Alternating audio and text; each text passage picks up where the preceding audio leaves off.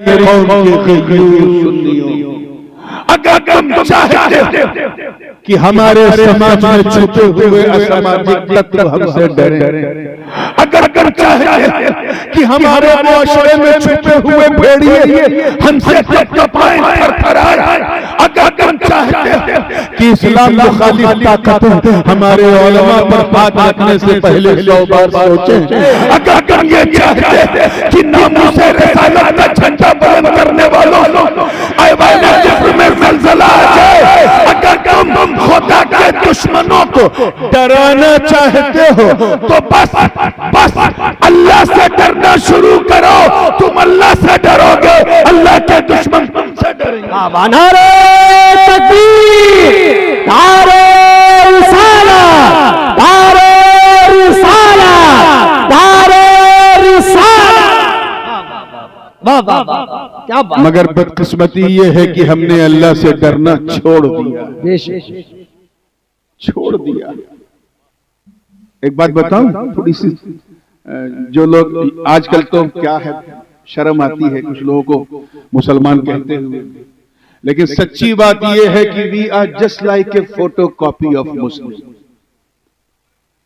बदकिस्मती से हम मुसलमान नहीं, हम मुसलमानों की फोटो कॉपी है। क्या हुजूर शेखुल इस्लाम अल्लामा मदनी मियां हफिज़हुल्लाह फरमाते हैं कि जिसमें पासे शरीयत न खौफे खुदा, न शरीयत का लिहाज न अल्लाह का डर, जिसमें पासे शरीयत न खौफे खुदा, वो रहा क्या रहा, वो गया क्या गया। एक तस्वीर थी जो मिटा दी गई। इधर कौन दानी बैठा हुआ है जो बार बार बच्चों को भेज के डिस्टर्ब कर रहा है? कौन दानी है? बड़ी सखावत है तो खुद आ जाओ, बच्चों से डिस्टर्ब मत करो जलसे को। जिसमें पासे शरीयत न खौफे खुदा, वो रहा क्या रहा, वो गया क्या गया। एक तस्वीर थी जो मिटा दी गई। अल्लाह, ये गलत है, मुसलमान मारा गया। ये जो आज हम सुनते हैं कि फिलिस्तीन में इतने मारे गए, इराक में इतने मारे गए, फला राइट में इतने मारे गए, ये मुसलमान नहीं मारे जा रहे, ये मुसलमानों की फोटो कॉपी मिटाई जा रही है। वी आर जस्ट लाइक, हम मुसलमान इसलिए हैं क्योंकि हम मुसलमानों की तरह दिखते हैं, उनकी तरह टोपी पहनते, और अब तो खैर पहनते कम, पहनाते ज्यादा, सैकड़ों को पहना देते हैं दिन भर। हम इसलिए मुसलमान हैं क्योंकि हमारे अब्बा मुसलमान, हमारे दादा मुसलमान थे, हम मुसलमान के घर में पैदा हुए इसलिए हम मुसलमान हैं, और हमारे अंदर कोई खूबी नहीं। हम इसलिए मुसलमान हैं क्योंकि हमारी मुसलमानी खतना हुआ है, इससे बड़ी हमारे पास और कोई पहचान ही नहीं बची। हम इसलिए मुसलमान हैं क्योंकि हम लोग ईद की सवई खाना नहीं छोड़ते, मुहर्रम का खिचड़ा खाना नहीं छोड़ते, और रबीउल अव्वल की सबील पीना नहीं छोड़ते, और शबे बारात में कब्रिस्तान बाद में पहले हलवा खाना नहीं छोड़ते। हम इसलिए मुसलमान, हम इसलिए मुसलमान हैं कि हफ्ते में एक दिन से मुंह दिखाने के लिए अल्लाह के घर में चले जाते हैं और 2 रकत पढ़ के ऐसा भागते हैं जैसे कोई ट्रेन छूट रही हो। हम इसलिए मुसलमान हैं क्योंकि हमारा नाम हिंदी या संस्कृत में नहीं रखा गया, हालांकि वो भी रखना जायज था। हमारा नाम हमारे माँ बाप ने उर्दू में, फारसी में, अरबी में रखा, इसलिए हम मुसलमान हैं और हमारी कोई पहचान नहीं। हमने मलेशिया और इंडोनेशिया के मुसलमानों की कॉपी नहीं की जिन्होंने अपनी मकामी भाषा में लोगों का नाम रखा, पहचान ही छुप गई। किसी भी मुसलमान का नाम प्रकाश रखा जा सकता है, कमल रखा जा सकता है, सुरेंद्र, धर्मेंद्र रखा जा सकता है, मगर हमारे बुजुर्गों ने नहीं रखा। अब मिक्सिंग हो रही, पहचान नाम से हो रही। हम सिर्फ इसलिए मुसलमान हैं क्योंकि हमारा नाम उर्दू फारसी में रखा गया। याद रखना, गुरैर के गयूर मुसलमान, हम वो मुसलमान नहीं जिन्होंने बदर, उहद, खैबर और खंदक में परचम इस्लाम को लहराया। अल्लाह अल्लाह, अरे हम वो मुसलमान नहीं, हम तो वो मुसलमान थे जिन्होंने अंताकिया की कलीसाओं में घुस के अजान दे दी। हम तो वो मुसलमान थे जिनके तसव्वुर से कैसर और किसरा के ऐवान में जलजला आ जाता था। हम तो वो मुसलमान थे जिनका नाम सुनकर रुस्तम और सोहराब का मैदा खराब हो जाता था। हम तो वो मुसलमान थे जिनका चेहरा देखकर बैतुल मक़दिस का पादरी कुद्स की चाबी कदमों में रख दो। हम तो वो मुसलमान थे जिन्होंने दरियाए नील की रवानी को सिर्फ एक लेटर लिखा था तो रवानी का मिजाज बदल जाए। हम तो वो मुसलमान थे जो नबी के वजू के कतरे को भी जमीन पे गिरने नहीं देते थे। हम तो वो मुसलमान थे जिन्होंने एक इशारा पाकर मक्के से मदीने की तरफ हिजरत कर ली। अरे हम तो वो मुसलमान थे जिन्होंने बदरो हुनैन में, तवज्जो रहे, बदरो हुनैन में रिश्तेदारों के मुकाबले तलवार उठाया और ऐलान कर दिया कि हम रिश्तेदारी नहीं मुस्तफा की वफादारी देते हैं। नारे तकबीर, नारे रिसालत, नारे हैदरी, नारे गौसिया, हुजूर ताजुल उलमा। वाह वाह वाह, जिंदाबाद। हम तो वो मुसलमान थे, मैं अपने नौजवानों की तवज्जो चाहूंगा, वो मुसलमान थे कि नई नवेली शादी, नई नवेली दुल्हन सुहाग की रात है, कान में अर्रहील की सदा आई तो अपनी नई नवेली दुल्हन को उसी सुहाग की रात सुहाग के बिस्तर पे छोड़कर घोड़े की नंगी पीठ पर बैठकर मैदाने क़िताल में उतरकर अपने प्राणों की आहुति दे दे। हम वो मुसलमान थे जिनके तसव्वुर से, जिनका चेहरा देखकर लोग खुदा को याद कर ले। अरे हम वो मुसलमान थे कि जब फतह कादिसिया के लिए हमारे सहाबा ने जब मैदाने कारज़ार को पार किया तो सामने दरियाए दिजला आ गई। दरिया की लहरें उफान पे थी, मगर साद इब्न अबी वक्कास के साथियों ने परवाह न की और अपने घोड़ों को उसी दरिया में उतार दिया। इस मंजर को देखकर हूरो गिलमा भी हैरत में, शायर मशरिक को भी कहना पड़ा कि दश्त तो दश्त है, दरिया भी न छोड़े हमने, बहरे जुल्मात में दौड़ा दिए। नारे तकबीर, नारे रिसालत, शहजादे ग़ाज़ी मिल्लत, हुजूर ताजुल उलमा, हुजूर ताजुल उलमा, जिंदाबाद। बहुत अच्छा, बहुत। हम तो नाम के मुसलमान हैं, प्रैक्टिकल मुसलमान नहीं, एक्टिंग मुसलमान हैं। मुसलमानों की तरह हम एक्ट करते हैं, प्रैक्टिकल में हम मुसलमान नहीं हैं। मैं ज्यादा दूर नहीं जाऊंगा, सिर्फ 100 साल पहले मैं एक मुस्तशरिक की एक किताब नेट पे पढ़ रहा था। वो मुसलमान हो गया कुरान पढ़ते पढ़ते। पहले तो उसने कुरान पढ़ना शुरू किया उसमें कीड़े निकालने के लिए, मगर उसे मोती और हीरे दिखने लगे। कीड़े तो उसके दिमाग में थे, वो निकल गए और उसकी जगह कुरान से निकलने वाले मोतियों मरजान उसे मिले। तो उसने बड़ी लंबी तफसीली किताब लिखी, how I become Muslim, English में वो बुक है। उसमें उसने लिखा कि 1924 ठीक 100 साल पहले, यानी खिलाफत उस्मानिया के खत्म होने से पहले तक तुम तुर्कों की हिस्ट्री बता रहा हूं, 19 खिलाफत उस्मानिया खत्म होने से पहले तक मुसलमान झूठ नहीं बोलते थे, किसी को धोखा नहीं देते थे, सूद नहीं खाते थे, शराब तो छोड़ो किसी का पानी भी बगैर इजाजत के नहीं पीते थे, इतने सच्चे थे। का यही देख के मैंने कुरान पढ़ना शुरू किया। वो आगे लिखता है, और यकीन ना हो तो अपने दादा से पूछ लेना कि उनके दादा कितने सच्चे थे, झूठ बोलते ही नहीं थे। वो लिखता है कि हमारी क्रिश्चियन कम्युनिटी में जब कोई इंसान बहुत ज्यादा सच बोलता था, हमेशा सच बोलता था, तो लोग उसको शक की नजर से देखते थे कि क्या बात है भाई, सिर्फ सच बोल रहा है, कहीं मुसलमान तो नहीं हो गया। ज्यादा दूर नहीं, सिर्फ 100 साल पहले, सिर्फ 100 साल पहले हम ऐसे मुसलमान थे। और आज बहुत बदकिस्मती के साथ कहना पड़ रहा है, आज जो सबसे ज्यादा झूठ बोले वो हम हैं, जो सबसे ज्यादा धोखा दे वो हम हैं। इतनी खूबसूरत इबादत नमाज है, लेकिन जो उसका मजाक उड़ाए वो हम हैं। जो सूद खाए अक्सर हम हैं। शराब पीने वाले, स्मोकिंग करने वाले, न जाने कितने तरह के नशे करने वाले मुसलमान आज हम में। अपने धड़कते हुए मोमिन दिल पे हाथ रख के ईमानदारी से बताओ, क्या हम इस लायक हैं कि हमें अच्छा मुसलमान कहा जाए, अच्छा उम्मती कहा जाए? हम तो ऐसे मुसलमान, आज अगर 4 पैसा कमाने के लिए झूठ भी बोलना पड़ जाए, बहुत हौसले से हमारा नौजवान बोलता, रात दिन शराब कबाब शबाब में गुजारता, सुबह शाम उठते बैठते हरामकारी करता है। पहले हराम काम करने के लिए घर से बाहर जाना पड़ता था, अब तो मोबाइल आ गया, घर ही में हरामकारी हो रही है।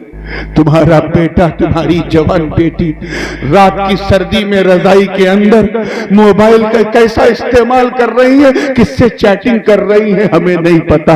आज हम ऐसे मुसलमान, अब अगर हमारी ऐसी दुर्गत हो गई तो इसके जिम्मेदार सिर्फ हम हैं। अल्लाह पाक का इरशाद है, तवज्जो से सुनो। मैं, जो लोग नारे तकबीर और रिसालत वाली तकरीर बहुत सुनने की आदी हैं, मैं उनसे बड़ी माजरत।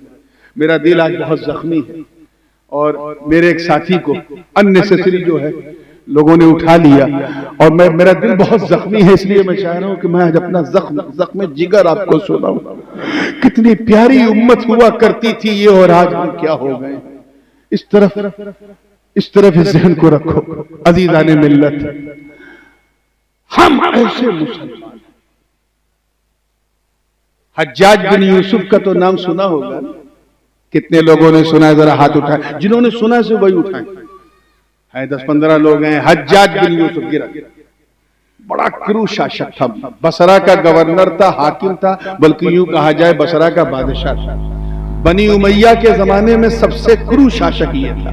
इतना जालिम था कि यजीद भी इसके जुल्म को देख के शर्मा जाए। सहाबा और ताबईन के खून से अपने हाथों को रंगने वाला हज्जाज बिन यूसुफ ऐसा जालिम था कि जिस गुरु ने उसे आशीर्वाद दिया था, उसी गुरु को कुर्सी से उतार के उसकी कुर्सी पर बैठ गया। हज्जाज बिन यूसुफ ऐसा जालिम कि गुरुजी के जमाने में जो सिक्का चलता था ना, उसको डिमोनेटाइज करके नोटबंदी करके अपने नाम का सिक्का चलाने लगा। ऐसा जालिम था। उलमा मशाइख जो जुमा में वहां तकरीर करते थे, उनको मजबूर कर दिया था कि खुतबे में मेरा खुतबा पढ़ो, और अगर कोई मुफ्ती या मौलाना या इमाम नहीं पढ़ता था तो उसकी दाढ़ी खिंचवा लेता था। पूरी मिशनरी को अपने कंट्रोल में कर लिया। कोई उसके खिलाफ बगावत का अलम उठाता था तो हुकूमत की एजेंसीज उसके खिलाफ लगा देता था। मैं हज्जाज बिन यूसुफ की बात कर रहा हूं, आपको दिमाग अपना इधर उधर ले जाने की जरूरत नहीं, और जा रहा है तो जाने दो, रोकता कौन। इतना बड़ा जालिम था, इतना बड़ा जालिम था हज्जाज बिन यूसुफ। बस एक नेक काम उसने किया था, बहुत बड़ा काम। ऐसा नहीं कि जालिम कोई अच्छा काम नहीं करते एक बहुत अच्छा काम किया, और अगर अल्लाह उस काम की वजह से उसे बख्श दे तो अल्लाह का फजल है, और ना बख्शे तो उसका आदल है।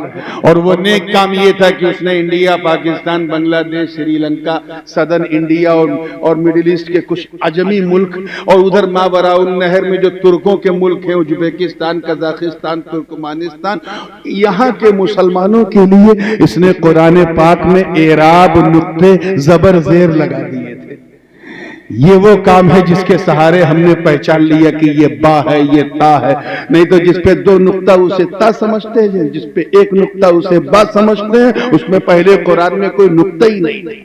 तो ये उसने एक बड़ा काम किया, लेकिन इतना जालिम था। उसके बारे में एक मैंने यहां तक सुना है कि कोई कबूतर अगर हवा में उड़ता था, पहले जमाने में खत किताबत कबूतरों के जरिए होती थी, तो वो पता लगाता था ये अगर हमारे महल से नहीं उड़ा है तो उड़ते उड़ते उसी कबूतर को मार दिया जाता था, ताकि ये जो प्रचारो प्रसार है ये इधर से उधर न जाए। यानी पूरे सूचना प्रसारण को अपने कंट्रोल में रख लिया था। आज की जबान में कहा जाए तो पूरा मीडिया अपनी जेब में रख लिया था। ऐसा था कौन? जोर से बोलो। हज्जाज बिन यूसुफ। इतना जालिम। ख्वाजा वैसे ख्वाजा हसन बसरी रहमतुल्लाह अलैह का एक मुरीद उनकी बारगाह में आया, रो रो के अर्ज करने लगा, हुजूर ये आज से 1400 बरस पहले की बात है, पौने 1400 बरस पहले, हुजूर ये अल्लाह इस हज्जाज बिन यूसुफ को कुर्सी से उतार क्यों नहीं देता? ये इतना बड़ा जालिम सफाक धड़ल्ले से जुल्म कर रहा है, इस हज्जाज नामी शैतान को अल्लाह उतार क्यों नहीं देता? इतना कहा था हजरत ख्वाजा। तवज्जो चाहूंगा, ये जुमला जाया हो गया तो पूरा जलसा जाया हो गया। कहां बोलना है वो वक्त भी तय कर लिया करो। हज्जाज बिन यूसुफ इतना जालिम। ख्वाजा हसन बसरी ने सर उठाया और पुरजलाल लहजे में कहा, सुन, यही पूछ रहा है ना कि अल्लाह इसे उतार क्यों नहीं देता? सुन, मा जा अल हज्जाजु इल्ला बिदुनूबिना। हज्जाज बिन यूसुफ सिर्फ हमारे गुनाहों की वजह से हमारे सर पे बैठा। कुछ पल्ले पड़ रहा है? Allah subhanahu wa ta'ala brought him because we have done a lot of sins and evils and bad deeds. हमने इतने गुनाह किए कि अल्लाह ने हमें सबक सिखाने के लिए हज्जाज जैसा सुल्तान सर पे बिठाया। अब अगर तुम्हें लगता कि हम उसी माहौल से गुजर रहे हैं तो तुम्हें इधर उधर किसी से शिकायत करने की जरूरत नहीं, बस तौबा करने की जरूरत है, अच्छा मुसलमान बनने की जरूरत है, नमाज पढ़ने की जरूरत है, रोजा रखने की जरूरत है, ऐसे मुसलमान बनने की जरूरत है कि जब तुम चलो तो तुम्हें देखने वाला कहे, वाह, जब बंदा ऐसा है तो मौला कैसा होगा, जब उम्मती ऐसा है तो नबी कैसा होगा, जब मुरीद ऐसा है तो इसका पीर कैसा होगा। जब तुम यहाँ की सड़कों पे चलो तो तुम्हें गैर जब देखे तो ये ना कहे कि मुसलमान जा रहा है, बल्कि कहे कि देख चलता फिरता इस्लाम जा रहा है। नारे तकबीर, नारे रिसालत, हुजूर ताजुल उलमा, हुजूर ताजुल उलमा, नारे तकबीर, वाह वाह, जिंदाबाद जिंदाबाद। इतना बड़ा जालिम था, इसलिए सिर्फ एक ही रास्ता है, रुजू करो। क्या? अल्लाह की बारगाह में रुजू करो, अपने नफ्स का मुहासबा करो, अपने नफ्से अम्मारा को पाक करके नफ्से लव्वामा, उसे और तरक्की दे के नफ्से मुल्हिमा, उसे और तरक्की दे के नफ्से मुतमइन्ना, उसे और तरक्की दे के नफ्से राजिया, उसे और तरक्की दे के नफ्से मर्जिया बना लो। अपनी मर्जी से जीना छोड़ दो, उसी की मर्जी से जियो, जिसकी मर्जी से आए हो, जिसकी मर्जी से जाओ। वाह वाह वाह, जिंदाबाद। बेशक हमारी ये हालत हो गई है कि हम रुजू नहीं कर पा रहे हैं। तौबा करते हैं, आज शराब नहीं पिएंगे, कल फिर पीते हैं, ज़िना नहीं करेंगे, एक हफ्ते बाद फिर करते हैं। जैसे हम वैसे हमारी तौबा। मुसलमानों, मैं हाथ जोड़ के तुमसे कहता हूं कि अपने किरदारो अमल को नबवी सीरत का आईनादार बना लो, मुस्तफा के उस्वा हसना को अपना लो, और कभी मौका मिले तो 24 घंटे में कोई एक टाइम ऐसा निकालो कि तुम रहो और तुम्हारा खुदा, तीसरा कोई ना हो, और अपने गुनाहों को याद कर करके आंसू बहाओ। मैं रब्बे काबा की इज्जत की कसम उठा के कहता हूं कि अगर कल फज्र की नमाज में तूने अपने गुनाहों को याद करके 2 बूंद आंसुओं की गिरा दी तो कयामत के दिन मेरा मौला रहमतों का दरिया बहा। वाह वाह वाह, जिंदाबाद जिंदाबाद जिंदाबाद जिंदाबाद। बहुत अच्छा, बहुत अल्लाह अकबर, या रसूल अल्लाह, या रसूल अल्लाह, जिंदाबाद जिंदाबाद जिंदाबाद, अल्लाह अकबर। मैं किसी बूढ़े या किसी शेख की मिसाल नहीं देना चाहता, क्योंकि हमारे मुआशरे में, बल्कि हमारी मस्जिदों में उसी को मुअज्जिन बनाया जाता है जो कम से कम 70 साल का हो। हज को चला है बुढ़ा, लबरेज हो चुका है, लिए मौत का पैमाना, ला हौल वला कुव्वत। जबकि हुजूर अलैहिस्सलाम फरमाते हैं कि मैंने अजान के सवाब को, अजान देने के सवाब को उम्मत से छुपाए रखा। इतना सवाब है कि अगर बता दूं तो उम्मत एक दूसरे से सबकत करने के लिए झगड़ा करेगी, क़िताल करेगी कि मैं अजान दूंगा। इसलिए मैं किसी बूढ़े की मिसाल नहीं दूंगा, वो तो झक मार के मस्जिद में जाता है। नौजवान हो ज्यादा तो नौजवान की मिसाल दो, उसके मन में कितना अल्लाह का डर था। एक नौजवान 20-22 साल का, बिल्कुल गबरू कड़ियल जवान, अपनी कौम का सिपह सालार, निकल पड़ा, चलता रहा, दरिया के किनारे चल रहा था। उसके पास जितनी भी उसकी गठरी में, पोटली में जितना साजो सामान खाने पीने का था, वो सफर की लंबाई में खत्म हो गया। आगे चल के भूख लगी। नौजवान ने देखा खाने को कुछ नहीं, सफर करता रहा, फिर और भूख की शिद्दत ने उसे तंग किया।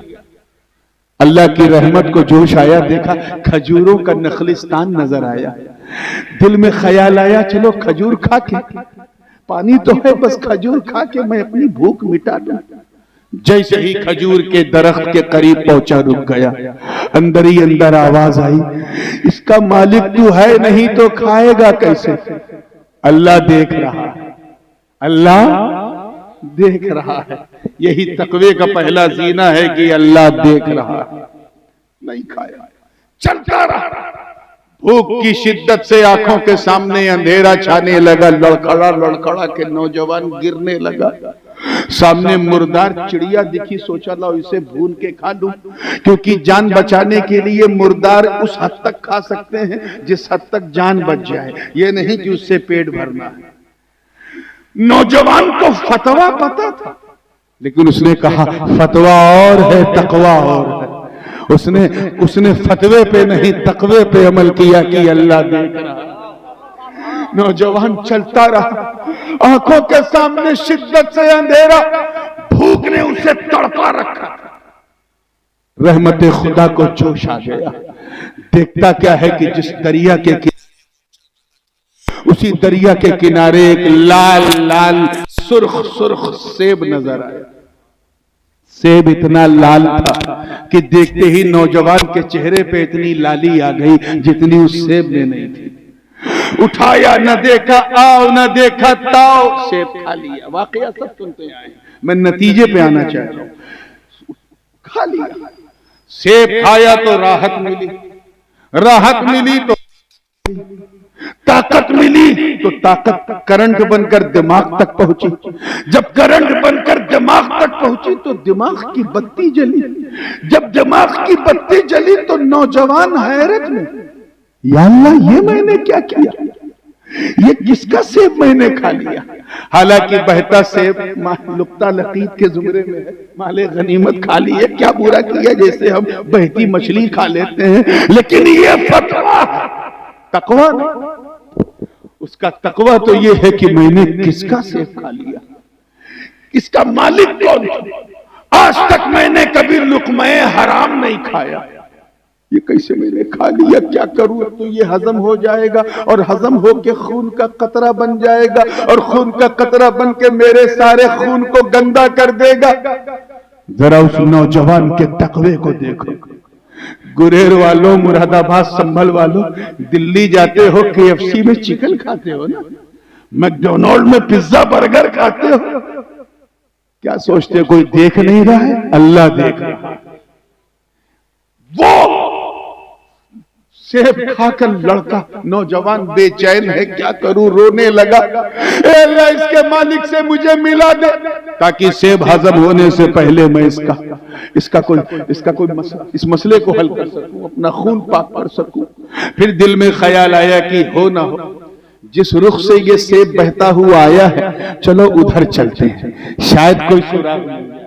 वो नौजवान चलता रहा, मीलों का सफर तय करते करते करते करते देखता क्या है कि एक पेड़, एक दरख्त सेब का, उसकी एक टहनी जो है वो सतह आब से बिल्कुल टच है पानी से, उसमें 4-5 लाल लाल सेब लटके हैं। नौजवान के मन में फौरन ख्याल आया, हो ना हो ये जो सेब मैंने खाया है ये इसी टहनी से टूटा होगा।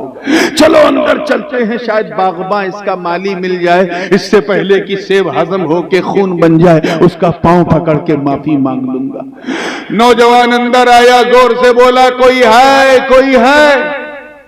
देखता क्या है कि एक बाबा हाथ में डंडा लिए, ज़ईफ है, शेख फानी है, हाथ में डंडा लिया है। कहा बोलो मैं हूं।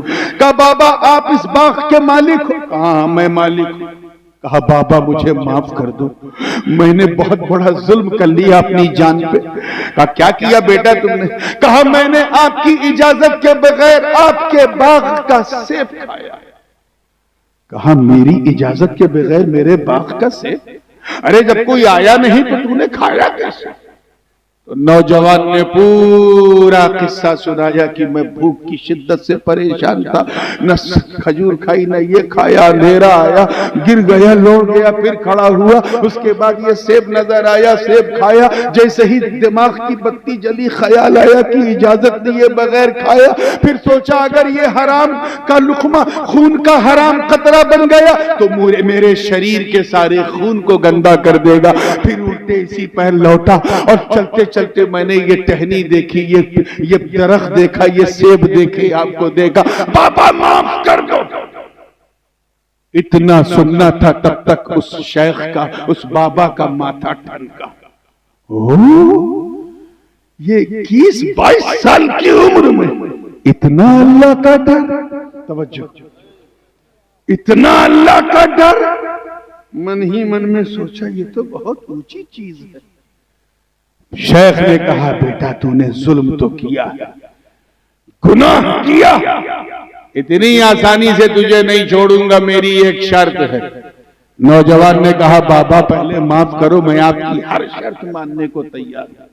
बाद रवायात में आया कि उस नौजवान ने कहा कि मैं कहो तो आपका सारी जिंदगी गुलाम बनने को तैयार हूं, मैं आपका कपड़ा धोऊं, बिस्तर बिछाऊं, आपके घर आपका सेवक बन के रहूंगा, लेकिन माफ कर दो।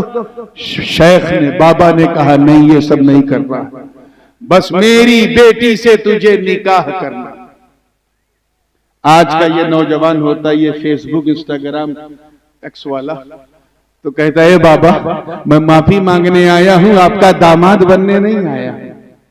मगर उस नौजवान के तकवे को सलाम, उसे जल्दी थी कि जल्दी माफी मिल जाए। उसने कहा बाबा गवाह रहना, मैं आपकी बेटी से शादी को तैयार हूं, बुलाओ अपनी बेटी को, मैं अभी निकाह करता हूं। तब तक उस शेख ने कहा देख ऐसा ना हो कि तू बाद में ये कहे कि बूढ़े ने धोखा दे दिया, ऐसी बेटी थमा दिया, इसमें ये कमी वो कमी, इसलिए सुन मैं सारी कमियां खुद बता दूं ताकि बाद में धोखा ना रहे। मेरी बेटी जिससे तेरी शादी होगी वो आंखों से अंधी है। अच्छा, और सुन कान से बहरी है। अच्छा, और सुन मुंह से गूंगी भी है। नौजवान ने कहा अच्छा, और सुन हाथ से लूली भी है, और सुन पांव से लंगड़ी भी है।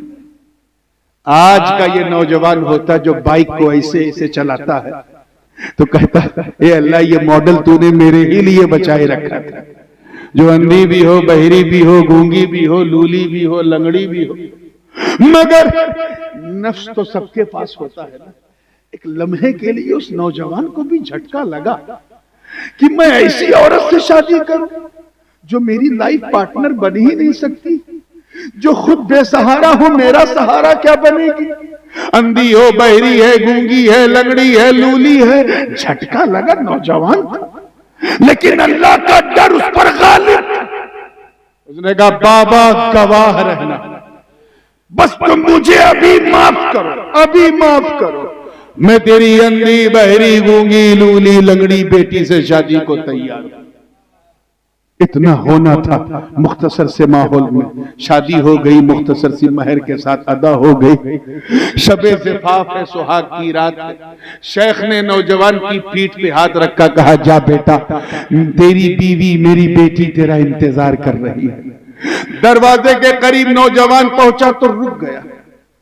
अंदर ख्याल आया कि ये तो अंधी, बहरी, गूंगी, लूली, लंगड़ी है, मगर सलाम करना तो नबी की सुन्नत है। मैं सलाम करूंगा चाहे वो जवाब दे ना दे।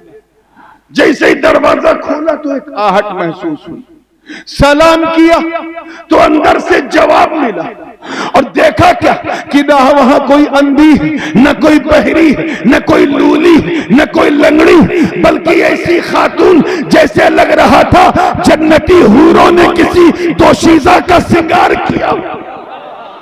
चेहरा ऐसा चमक रहा था जैसे बदरे मुनीर ने बलाएं ले ली हो। आज का नौजवान होता तो सोचता, लगता मैं गलती से दूसरे कमरे में आ गया, चलो मैं अपनी बीवी के पास बाद में जाऊंगा, पहले यहां टाइम पास कर लूं। मगर उस नौजवान के तकवे को सलाम, जब उसने ये मंजर देखा तो भागा और शेख का हाथ पकड़ा। अब अदब अदब किनारे, सीधे हाथ पकड़ा, कॉलर पकड़ा। बाबा अब तो मुझ पे रहम नहीं आता। क्या हुआ? एक गुनाह किया था, सेब खाकर तो अंधी, बहरी, गूंगी, लंगड़ी से शादी करनी पड़ी। अगर ये दूसरा गुनाह हो जाता तब तो मैं अपने आप को भी माफ नहीं कर पाता। कुछ तो मुझ पे रहम करो। आपने कहा अंधी बहरी, ये तो ऐसा लगता है जैसे जन्नती हूर कोई बैठी हो। चेहरा ऐसा था, इस चश्मे फलक ने ऐसी खूबसूरती न देखी हो। मुझे मेरी बीवी के कमरे में ले चलो जहां मेरी बीवी अंधी, बहरी, गूंगी, लंगड़ी बैठी है, मेरा इंतजार कर रही होगी, मैं वहां जाऊंगा। इतना सुनना था। तब तक उस शेख ने, किसने? हजरत अब्दुल्ला सोमरी ने उस नौजवान की पीठ थपथपाई। किस नौजवान की? हजरत सैयदना शेखुना जद्दुना अबू सालेह मूसा जंगी दोस्त, और कहा बेटा यही तेरी बीवी है, यही हुस्न की मलका तेरी शरीके हयात है, यही खूबसूरत महजबीन तेरी बीवी। मैंने जब तेरे अंदर देखा कि एक नाकर्दा गुनाह की तौबा के लिए तो इतना बेचैन है, तो मैं समझ गया कि मेरी सैयदा उम्मुल खैर के लिए, मेरी इस बेटी के लिए तुझसे बेहतर दामाद मुझे मिलने वाला नहीं। जिस तरह मेरी बेटी लाजवाब है उसी तरह तू भी लाजवाब। तो जब हजरत अबू सालेह मूसा जंगी दोस्त जैसा बाप हो और जनाबे सैयदा तैयबा उम्मुल खैर जैसी माँ हो, अरे जब इन दो अनमोल रत्नों का मिलन होता है, मिलन, तब जाके गौसे आजम का जन्म होता है, जन्म। ईमान वालों, डरो अल्लाह से और सच्चों के साथ, यानी अच्छों के साथ। अगर आप गौर करें, अब थोड़ा सा ई को हल्का कम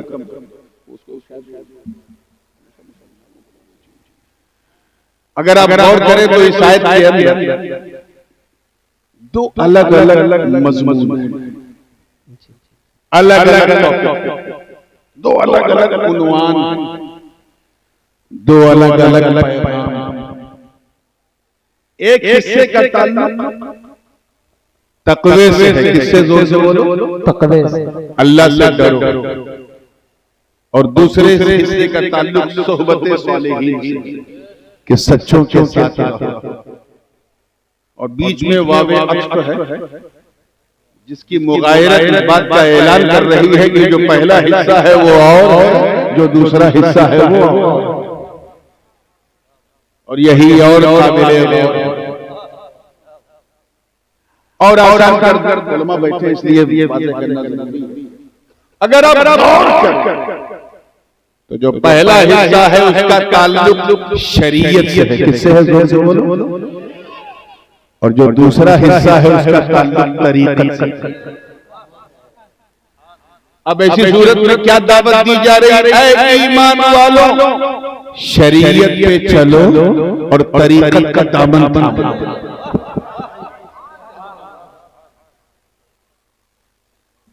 अल्लाह से डरो, यानी नमाज पढ़ो, रोजा रखो, हज करो, ज़कात दो, नेकियां करो, हराम से बचो, अम्र बिल मारूफ नहीं अनिल मुनकर के चलती फिरती एक पावर मशीन बन जाओ।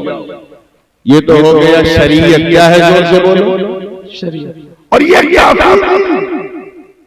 क्योंकि एक ग्रुप है जो रोजा भी रखता है, हज भी करता है, ज़कात भी देता है, और नमाज के लिए तो शहर शहर, नगर नगर, गली गली, गांव गांव जाकर गांव कर एक ग्रुप है जो शरीयत में बड़ी मजबूती से चलने की कोशिश करता है। फंसता तरीकत। क्यों? पहली दावत तो कबूल करता है कि नमाज पढ़ेंगे, रोजा रखेंगे, हज करेंगे, ज़कात देंगे, लेकिन बस वही अल्लाह पाक क्या फरमा रहा है कि शरीयत में तो चलो, यानी अल्लाह से डरो, लेकिन ये काफी नहीं है, सच्चों का दामन भी यहाँ वो गड़बड़ हो रहा है। एक बात और बताता हूं, थोड़ा उलमा की लज़्ज़त, मंतिकी नुक्ते नजर से अगर देखा जाए तो शरीयत और तरीकत में आम खास मुतलक की नहीं। हालांकि बाद में मिन वजहिन भी बताया है, लेकिन वो मुझे नहीं समझ में आया। आम खास मुतलक, उमूम खुसूस मुतलक की नहीं। यानी ये तो मुमकिन है कि बंदा शरीयत वाला है, तरीकत वाला नहीं, लेकिन ये पॉसिबल है कि कोई तरीकत वाला हो और शरीयत वाला। वाह वाह वाह वाह वाह, क्या बात है। ये तो हो सकता कि मौलवी साहब मदरसे से पढ़ के आए हैं, काबिल हैं, बासलाहियत है, मगर खानकाही तरबियत नहीं मिली तो मौलवी हैं, सूफी नहीं। लेकिन ये पॉसिबल है कि कोई सूफी हो और मौलवी। मैं उनकी बात नहीं कर रहा हूं जो हाथ में 10 अंगूठी, लंबा बाल। मैं कह तो रहा हूं, ईको को कम कर दे भैया, और कान ऐसा बंद किए हुए कि अल्लाह खैर करे। आपको समझ में आता है? जिन लोगों को आवाज गूंज रही, हाथ उठा के बैठे।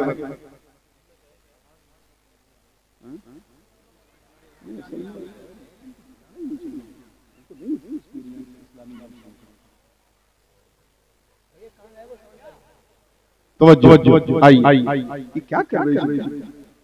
मुसाफिर के लिए रिश्वत। तवज्जो के साथ, तैयार जी, पूरी जिंदगी के साथ। तो ये तो हो कि बंदा कलंदर है, इल्म का सिकंदर है लेकिन कलंदर। लेकिन ये असंभव है कि कोई कलंदर हो और इल्म का सिकंदर।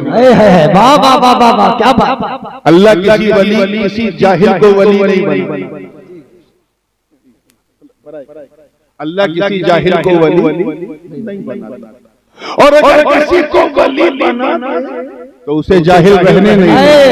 वाह वाह वाह वाह, क्या बात है। मैं उनकी बात नहीं कर रहा हूँ कि जो 10-10 अंगूठी पहन के, लंबे बाल, 15-20 तस्वीर लटका के बाबा न नमाज, न रोजा, न हज, न कुछ। और अगर किसी ने कहा बाबा नमाज पढ़ लो, मैं तो मक्के में नमाज पढ़ के आया, मदीने में पढ़ के आया। मैंने कहा क्या तू गौस पाक से बड़ा हो गया? वो तो बगदाद में पढ़ते थे। तू गरीब नवाज से बड़ा हो गया, वो अजमेर में पढ़ते थे। मैं उन शोभनाबाजों की बात नहीं करता। मैं जानता कि जो तरीकत वाला होता है वो शरीयत वाला। वाह वाह वाह, बेशक बेशक, सुभान अल्लाह। हाँ, ये हो सकता है कि बंदा शरीयत वाला है लेकिन तरीकत वाला जी जी नहीं। इसकी बहुत सारी बात। इसको एक और आसान कर दूं ताकि बिल्कुल दूध का दूध, पानी का पानी हो जाए। ऐसी मिसाल जो बच्चे भी समझ जाएं। यूं समझे कि शरीयत नाम है सर के बाल। किसका? ये जो सर पे बाल है, ये क्या है? मिसाल है, तमसील की तशबीह जरूरी नहीं है। शरीयत नाम है सर के बाल, और तरीकत नाम है उसमें जो मांग खींची जाती है, इसको संवारने के लिए जो लाइन बनाई जाती है, झाड़ा जाता है बाल को और बीच में मांग होती, वो क्या है? बोलो जोर से। तरीकत। तो ये तो हो कि सर पे बाल है, मांग, लेकिन क्या ये मुमकिन है कि मांग निकले और बाल निकले? अरे कैच किया। तो ये तो हो सकता कि बंदा आलिम है, आरिफ, मगर ये पॉसिबल है कि कोई आरिफ भी हो और ये तो मुमकिन है कि बंदा अल्लाह को जानता है कि वो अहद है, समद है, लम यलिद है वलम यूलद, तो बिल्कुल कम कर दिया, वलम यकुल लहू कुफुवन अहद। अल्लाह को जानता, ये तो हो सकता है, पहचानता, लेकिन क्या ये मुमकिन है कि कोई अल्लाह को पहचानता हो और जानता हो? तो बिल्कुल क्लियर अल्लाह पाक फरमाता है कि ऐ ईमान वालों, अल्लाह से डरो, यानी शरीयत पर मजबूती से अमल करो, और इसे काफी न समझो बल्कि तरीकत वालों का अमल। बेशक सबसे पहले ये कहा गया कि डरो अल्लाह। ये डर भी बड़ी अजीब चीज है। जी जी बेशक। मनोवैज्ञानिक रूप से, नफ्सियाती तौर पे इंसान जिससे जितना डरता है उतना दूर भागता है। कान, जिससे जितना डरता है उतना, बोलिए, दूर मुंह में ठंडक लग रही है क्या आपको? नेचुरल है। सामने अगर आपके सांप आ जाए और हाथ में डंडा ना हो, क्या करोगे? भागो। बिल्कुल। सामने कोई बंदूक लेके तान दे और हाथ में आपके कुछ नहीं है, क्या करोगे? भागो। ये ह्यूमन साइकोलॉजी है, मनोवैज्ञानिक रूप से इंसान जिससे जितना डरता उतना दूर भागता है। अगले जुमले में खास तवज्जो चाहूंगा, बंदा जिससे जितना डरता उतना दूर भागता, मगर सिर्फ अल्लाह का डर मेरे दोस्तों इतना कीमती, इतना अनमोल होता कि बंदा जितना अल्लाह से डरता जाता है उतना अल्लाह का करीब हो। नारे तकबीर, नारे रिसालत, हुजूर ताजुल उलमा, हुजूर ताजुल उलमा, शहजादे गाज़ी मिल्लत। क्या बात है। So if you want to get closer to Allah subhanahu wa ta'ala, then you have a fear of Him. अल्लाह से करीब होना तो उससे डरना बहुत जरूरी है। वो सबसे ज्यादा कर, उसने खुद फरमाया, सअलका इबादी अन्नी फइन्नी करीब। जब मेरे बंदे ने मुझे पुकारा, आवाज दी, सवाल किया, हाथ फैलाया, तो मैं करीब, उजीबु दाअवत दाई इज़ा दआन, मैं उसके सवाल का जवाब देता हूं जब पुकारने वाला मुझे पुकारता है। तो अल्लाह तो करीब, बदकिस्मती से हम उसके करीब नहीं हो पाते, हम उससे दूर होते हैं। बेशक। क्यों? क्योंकि हमने अल्लाह को छोड़कर सबसे डरना शुरू कर दिया, और ये नेचुरल है मेरे दोस्तों। हमने अल्लाह से डरना छोड़ दिया, इसीलिए सारा किस्म का डर हमें लगने लगा। हजरत ख्वाजा ओवैस करनी जंगल में इबादत करते, नाम सुना है ना ख्वाजा ओवैस का? दिन देखे ये आलम था ओवैस करनी का, सरकार की सुन के खबर अल्लाह, जंगल में इबादत कर, क्या बात है। उनकी बकरियां आराम से घास चर रही थी, और एक भेड़िया, खूंखार दांत वाला भेड़िया, गर्दन घुमा घुमा के ख्वाजा ओवैस की बकरियों की हिफाजत कर रहा। भेड़िया, क्या कहा मैंने? भेड़िया जी। शेर होता तो मैं यकीन करता, क्योंकि शेर अगर बहुत डेंजरस है तो बड़ा खुददार भी। अगर आप शेर को कायदे से खिला पिला दो तो आपके लिए कोई खतरा नहीं है। You can walk with the lion, आप शेर के साथ टहल घूम सकते हैं। और ये मैं कोई सुनाई बात नहीं कर रहा हूँ, ज़ाती तजुर्बा। मैंने शेर को पेट भर के खिलाया, फिर उसके साथ 500 मीटर तक चला, आधा किलोमीटर। ये और बात है कि चलने के लिए जरा सीने में शेर वाला दिल भी, वाह वाह वाह वाह वाह, क्या बात है। वो सबके बस का रोग नहीं। शेर होता तो यकीन कर लेता, लेकिन भेड़िया मेरे दोस्तों ऐसा दरिंदा होता कि अगर इतना खा ले कि गर्दन तक सांस लेने की गुंजाइश नहीं, और सामने अगर बकरी या भेड़ कुछ दिख जाए तो नोचे, चाहे और यहाँ मंजर अजीब, ख्वाजा ओवैस इबादत कर रहे हैं, बकरियां आराम से घास चर रही हैं और एक भेड़िया गर्दन घुमा घुमा के बकरियों की हिफाजत कर रहा है। एक राहगीर का गुजर हुआ मुसाफिर का, जब उसने ये अद्भुत, अविश्वसनीय, अकल्पनीय, इनक्रेडिबल, अनबिलीवेबल, नाकाबिले यकीन मंजर देखा तो रहा न गया। पूछा, बाबा आपको इस भेड़िए से डर नहीं लगता? इस भेड़िए से डर नहीं लगता? तो ख्वाजा ओवैस ने मुस्कुरा के कहा, तो मेरी बात कर रहा है, मेरी बकरियों को भी इससे डर नहीं। वाह वाह वाह वाह वाह वाह। सुन, पहले मैं इस भेड़िए से डरता, अब ये भेड़िया मुझसे डरता। अल्लाह के लिए समझ में वाह वाह वाह। सुन, जब तक मैं अल्लाह से नहीं डरता, इस भेड़िए से डरता था, जब मैं अल्लाह से डरने लगा, ये भेड़िया मुझसे डरता। वाह वाह वाह वाह। नारे तकबीर, नारे रिसालत, हुजूर ताजुल उलमा, शहजादे गाज़ी मिल्लत। इसलिए अपनी नस्ल को संभालना तो खुद संभाल जाओ। नस्ल को अच्छी कौम के सामने देना है तो खुद अच्छे बन जाओ।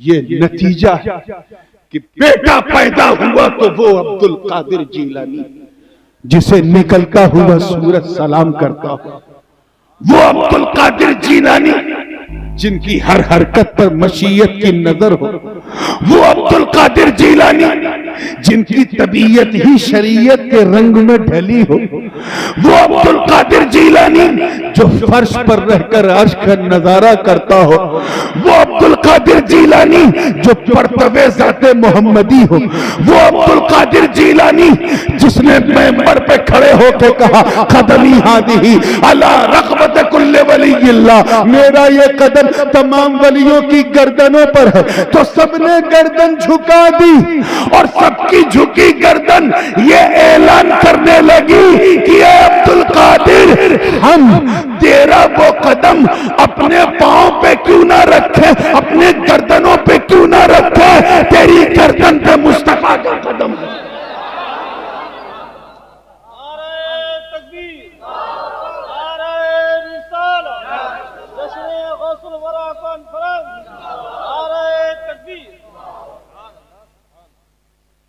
और सुनिए, अब मैं समझता हूं कि ठंड काफी बढ़ गई है, मैं सिलसिले गुफ्तगू को क्योंकि उतना ही खिलाना चाहिए जितना हजम हो जाए, बदहजमी ना हो। इजाजत है 2-4-5 मिनट और, या इसलिए कि जो दूसरा हिस्सा है तरीकत वाला, अगर उस पर हमने कुछ नहीं कहा तो सब गड़बड़ हो जाएगा।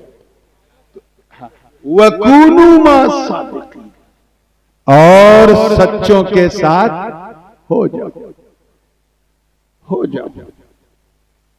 इसकी कई एक मिसालें हैं, एक आसान मिसाल देके बात को फिनिश करूंगा।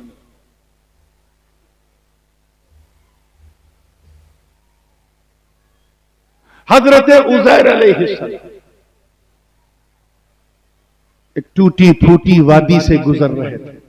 औ कल्लज़ी मर्रा अला क़र्यतिन वहिय ख़ावियतुन अला उरूशिहा, तो जब कई लाशों को देखा, हड्डियों के कंकाल को देखा, 5 मिनट में बात खत्म हो रही है, हड्डियों के कंकाल को देखा तो आसमान की तरफ सर किया, कहे अल्लाह अन्ना हादिहिल्लाहु बअद मौतिहा, ए अल्लाह ये जिनकी हड्डियां सूख के मुरझा गई हैं, इन्हें तू दोबारा कैसे जिंदा करेगा। आवाज आई, आवाज आई, अन्ना युहयी हादिहिल्लाहु बअद मौतिहा, मरने के बाद, हाँ इस जुमले पे जरा गौर कीजिएगा, मरने के बाद इन्हें दोबारा कैसे जिंदा करेगा। हजरत उज़ैर का ये जुमला था और कितना यकीन था कि मैं अल्लाह से कहूंगा तो जवाब भी मिलेगा, हाय हाय जवाब भी मिलेगा। अल्लाह पाक ने फरमाया, ऐ उज़ैर, यही जानना चाहता कि मरने के बाद दोबारा जिंदा कैसे करूंगा। सुन, फअमातहुल्लाहु मिअता आम, 100 साल तक हजरत उज़ैर पर मौत तारी कर दी। जोर से बोलो, कैसे साल तक? मौत समझते हैं ना, हाँ? अच्छा जब आएगी तो समझ जाओगे। मौत कहते हुआ इन्फिसालुर रूह अनिल जसद, रूह का जिस्म से निकल जाना क्या है?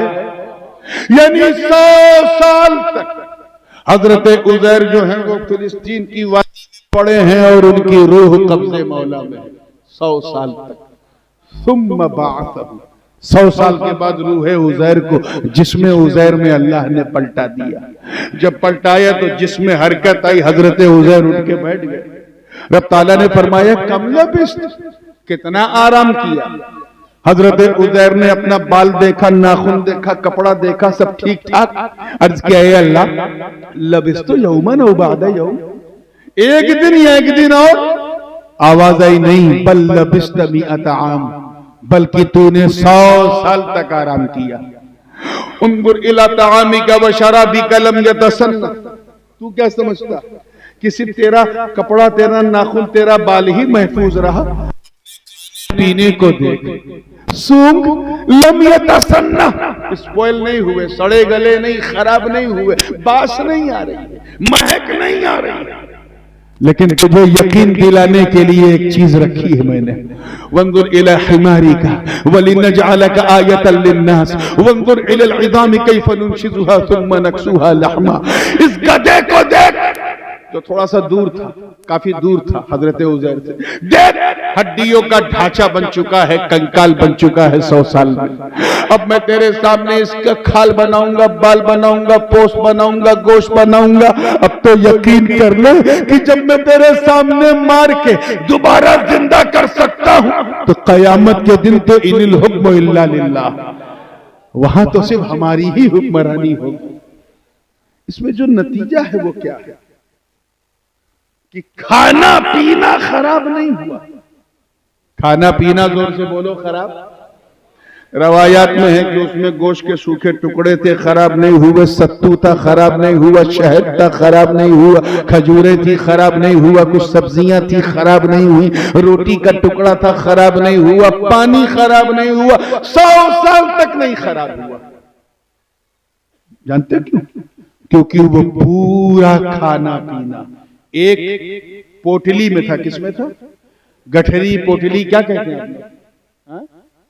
पोटली कहते हैं ना, पूरब में गठरी कहते हैं। एक पोटली में था, तवज्जो से सुनिए। किसमें था? जोर से बोलो। और पोटली कहां थी? अल्लाह वाले के कंधे पर।